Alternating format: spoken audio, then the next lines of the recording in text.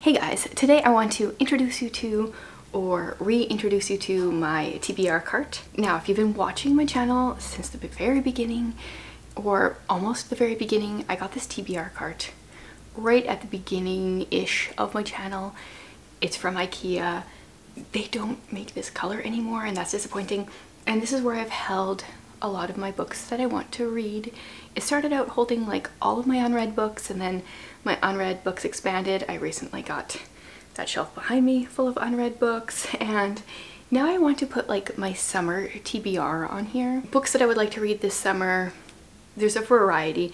We got a lot of light, quick reads, or what I think will be, because I'm really in the mood just to sit down and read.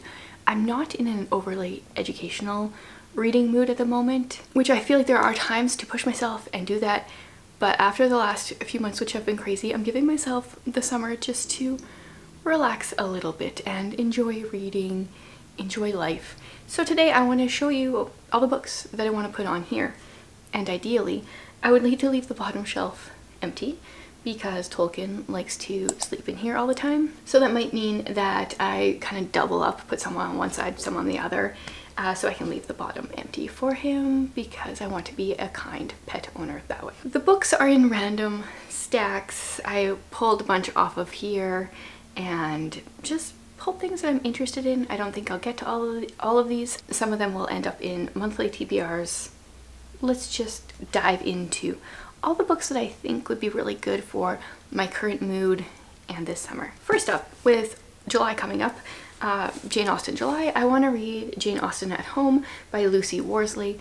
I really enjoyed her Queen Victoria one when I read it in May, and so I've been, oh, I did not realize the font was that small. I've been saving this for July.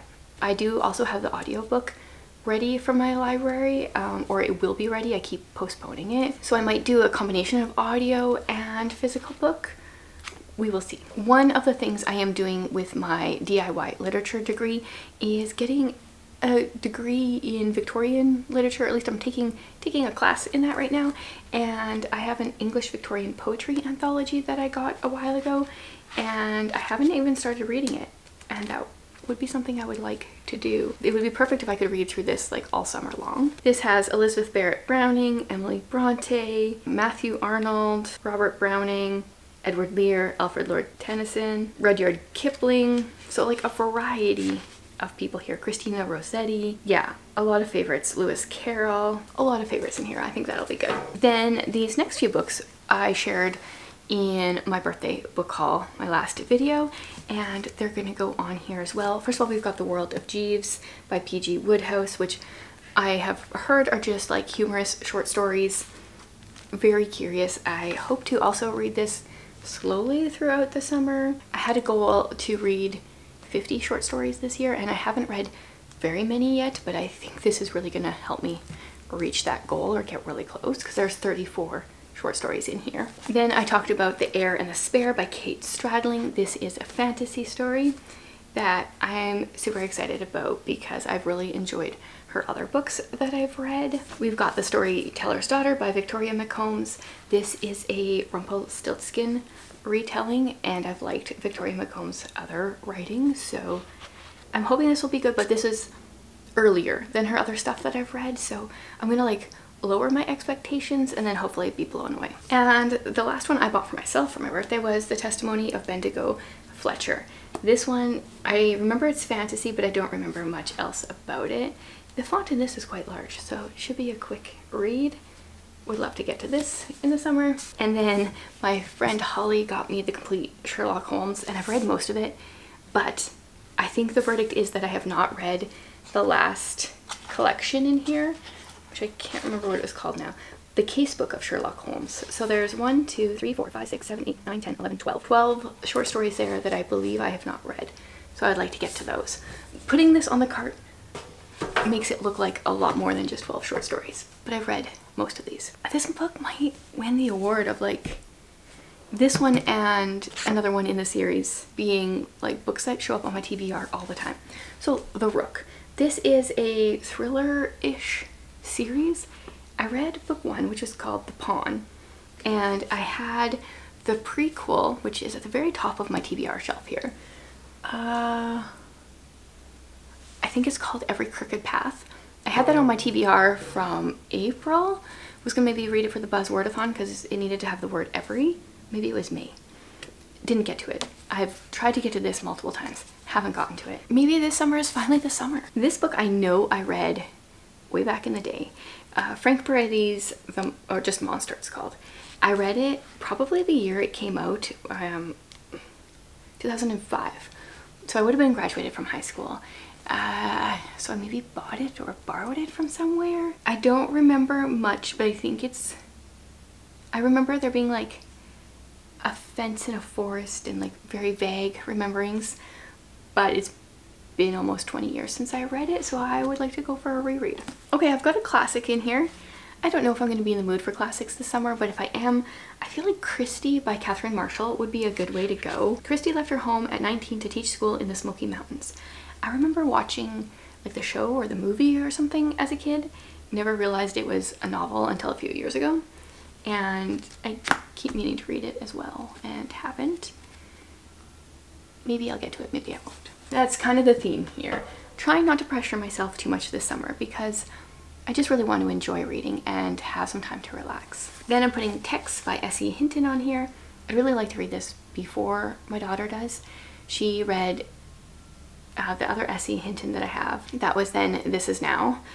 This last month, and I was supposed to read it and I never got to it, and she read it. I'm trying to beat her on this one. And then I want to reread Johnny by Johnny Erickson Tada.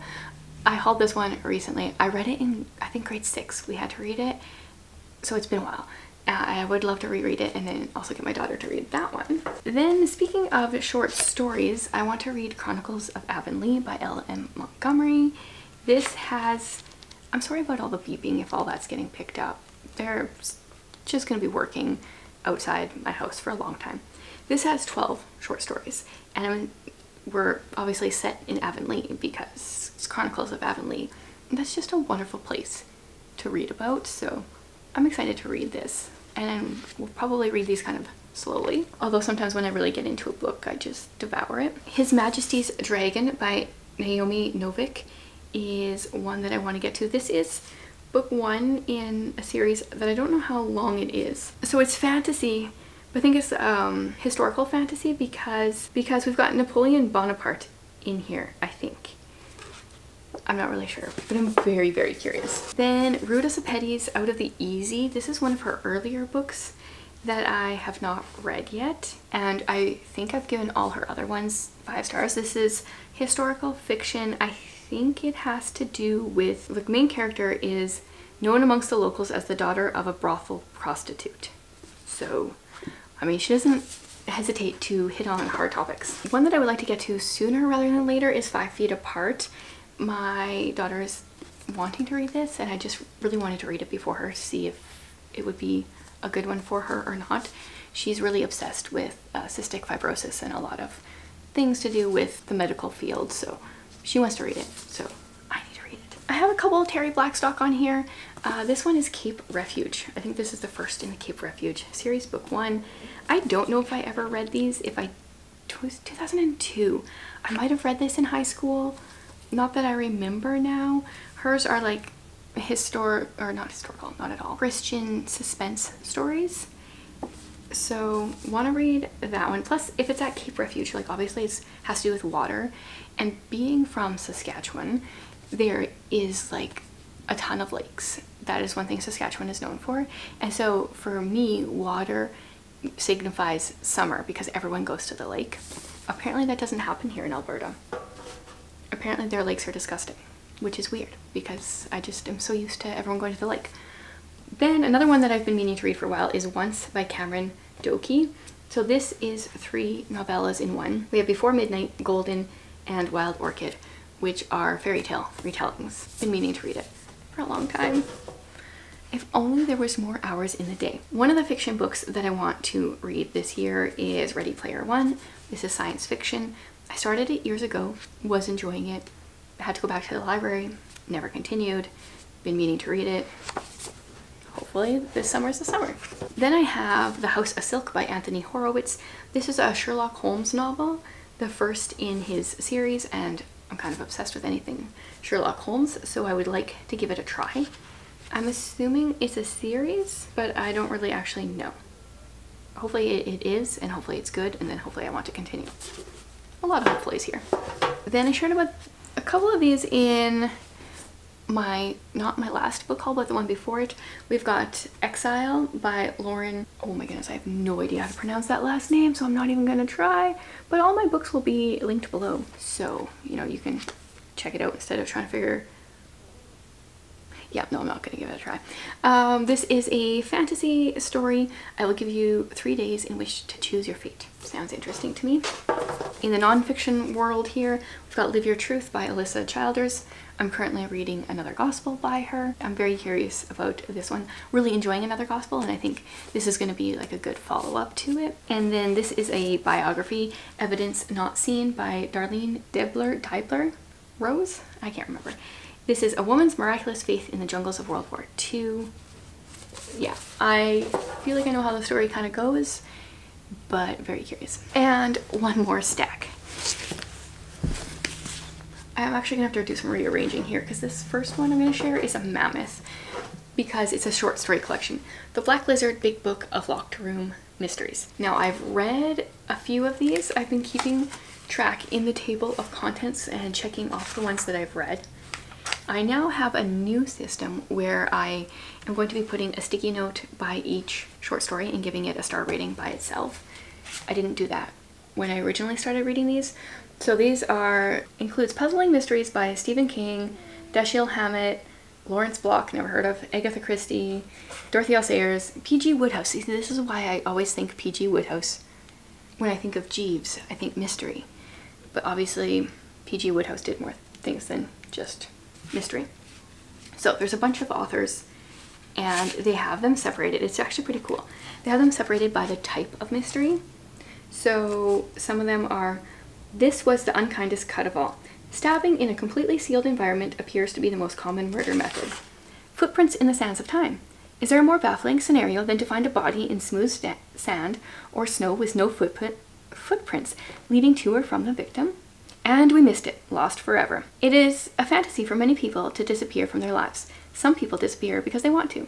Others disappear because someone else wants them to. And objects, large objects, sometimes disappear in the same manner. How easily is murder discovered? There are so many ways for the creative killer to accomplish the act.